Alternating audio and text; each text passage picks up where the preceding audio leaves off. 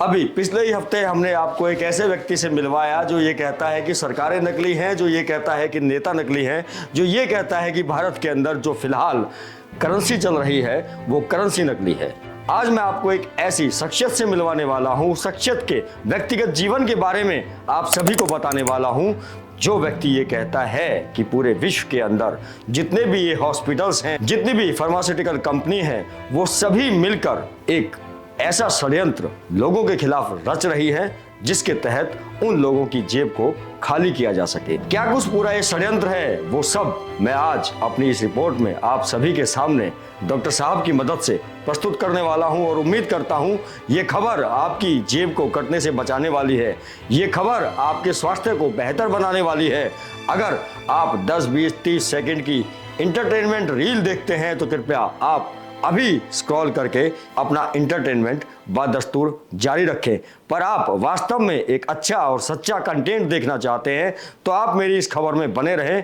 इस खबर में बहुत कुछ है जो कि आपसे, आपके स्वास्थ्य से, आपके पैसे से जुड़ा हुआ है। अगर आपको लगता है कि हमारी इस रिपोर्ट में कुछ दम है, अगर आपको लगता है कि हमारी ये रिपोर्ट आपके हित में है, तो आपको शेयर करने में, लाइक करने में और कमेंट करने में हिचकिचाना नहीं चाहिए। दर्शकों, जैसा कि मैंने कहा कि आपके स्वास्थ्य के साथ, आपकी जेब के साथ खिलवाड़ हो रहा है और एक बहुत बड़ा षड्यंत्र वैश्विक स्तर पर चलाया जा रहा है नेताओं के द्वारा, सरकारों के द्वारा और कुछ एक बड़े बड़े व्यापारियों के द्वारा। मेरे साथ डॉक्टर विश्वरूप राय चौधरी हैं। सबसे पहले चौधरी साहब के व्यक्तिगत जीवन के बारे में मैं जानना चाहूँगा ताकि हमारे दर्शकों को ये पता लग सके कि एक व्यक्ति जिसने क्रांति ला दी मेडिकल लाइन में, जो व्यक्ति ये कहता है कि दवाइयाँ नकली हैं, जो व्यक्ति ये कहता है कि जिसे आप शुगर समझ रहे हैं वो शुगर है ही नहीं, वो सब सारा इस रिपोर्ट में है। डॉक्टर साहब, दर्शक ये जानना चाहते हैं कि इस व्यक्ति को लगातार हम टीवी चैनल्स पर देख रहे हैं, कहीं लोगों को जागरूक करते हुए देख रहे हैं। कौन है डॉक्टर विश्वरूप राय चौधरी? दर्शक ये जानना चाहते हैं। मेरा नाम डॉक्टर विश्वरूप राय चौधरी है और आप मुझे एक टीचर, एक ट्रेनर बोल सकते हैं। और मेरा काम है जो असलियत है हेल्थ इंडस्ट्री की या हेल्थ की असलियत, वो आप तक पहुंचाना। एविडेंस बेस्ड साइंस जिसे बोलते हैं। बड़े से बड़ा दिखने वाली बीमारी का छोटे से छोटा, आसान से आसान सोल्यूशन होता है, इस दुनिया में ऑलरेडी है, लेकिन वो कहीं दबा, कहीं छुपा हुआ है। उसको पहचान के आप तक पहुंचाना, ये मेरा काम है। वो किताबों के माध्यम से, मेरे ट्रेनिंग प्रोग्राम के माध्यम से, मेरे अलग अलग वीडियोस के माध्यम से या इस वीडियो के माध्यम से, माध्यम को बदलते रहते हैं, या हमारे जो 20 हॉस्पिटल है पूरे देश में उसके माध्यम से। तो आइडिया इज़ कि आप तक एक इन्फॉर्मेशन पहुँचाना जो आपके लाइफ के लिए लाइफ सेविंग हो सकती है, और यही मेरा काम है। आपने डॉक्टरी की?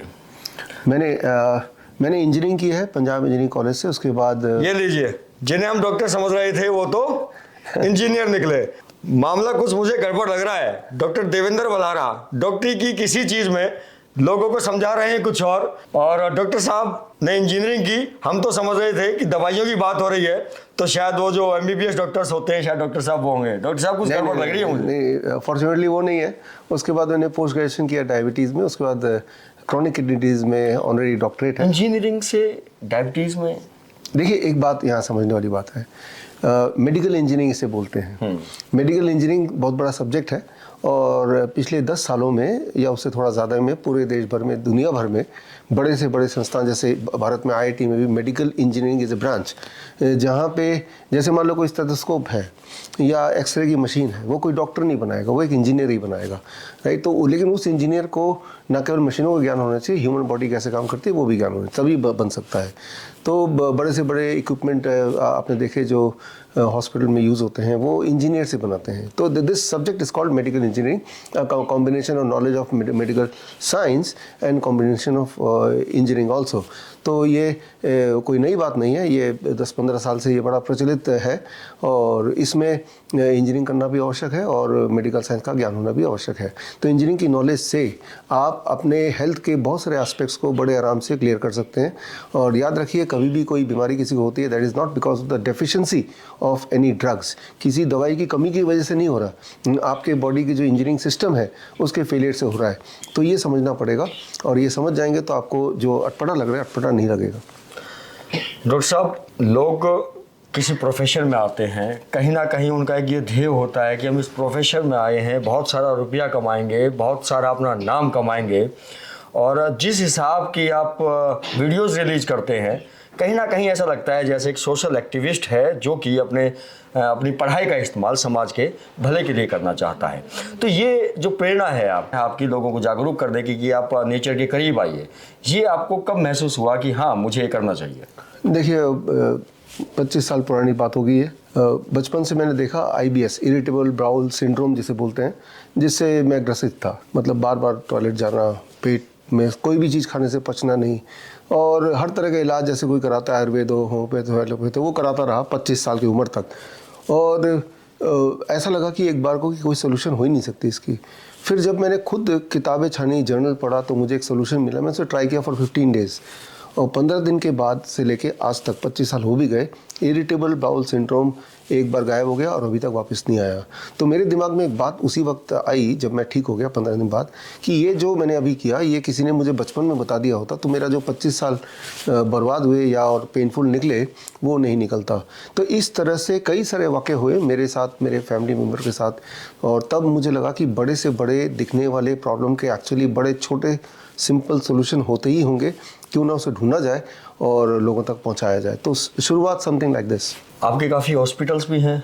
हाँ, कहाँ कहाँ, किस किस स्टेट में है? अलग अलग स्टेट में है। सबसे बड़ा हॉस्पिटल तो मेरठ में है, नियरेस्ट हॉस्पिटल गुड़गांव में है, और इसके अलावा लुधियाना में है, जयपुर में, चंडीगढ़ में, पंचकुला में, लखनऊ में, मुंबई में, अलग अलग जगह पे है, अमृतसर में, जालंधर में।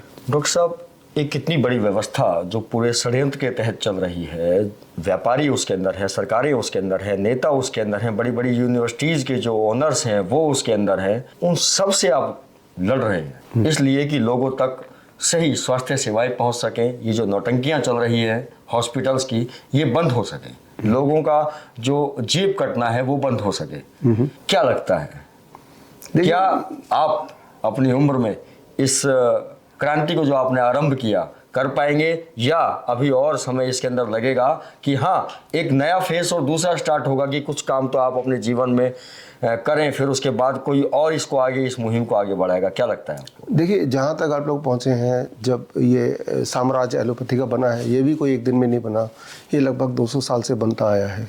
जिस तरह से उन्होंने पूरा एक तरह से कब्जा कर लिया है, it is history of about 200 years.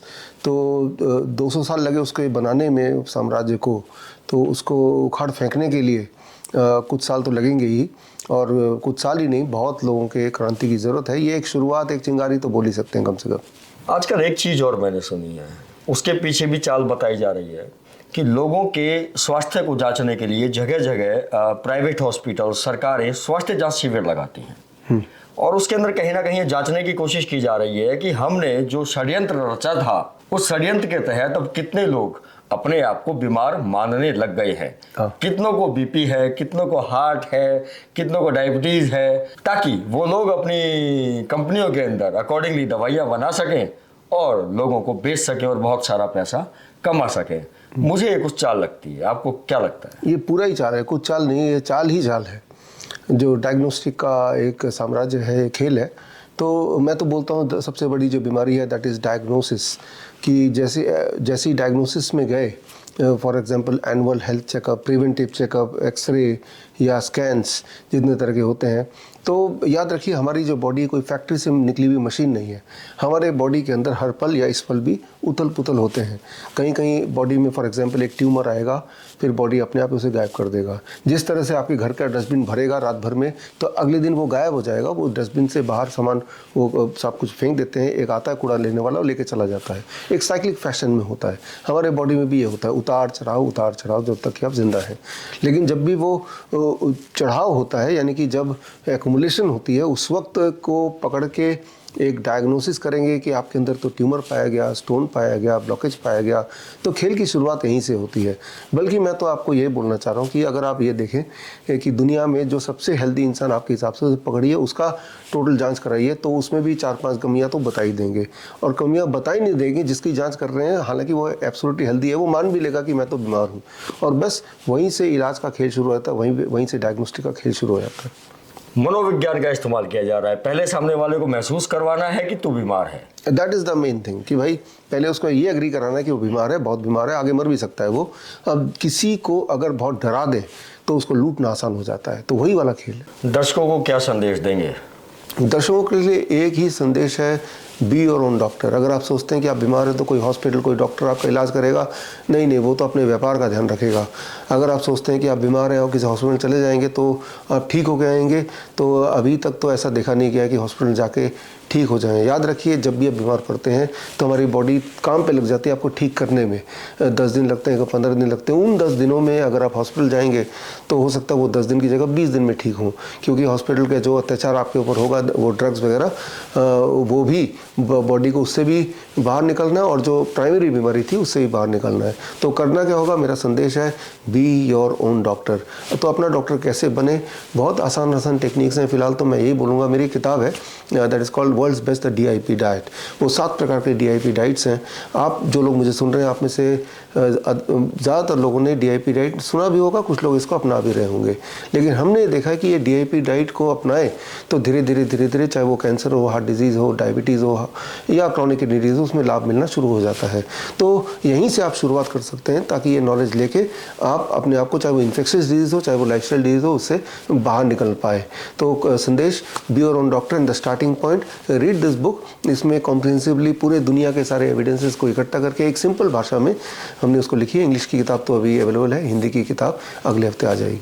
तो दोस्तों, जैसा कि डॉक्टर साहब ने बताया, कहीं ना कहीं आपको अपना ही डॉक्टर बनना पड़ेगा अगर आपको बचना है। तो दोबारा मिलूंगा आपसे जल्दी ही अन्य किसी खास शख्सियत से, जो कि कहीं ना कहीं देश के किसी कोने में एक क्रांति के रूप में काम कर रही होगी, आपको बचाने के लिए, अपने देश के नागरिकों को बचाने के लिए इन सारे षड्यंत्रों से।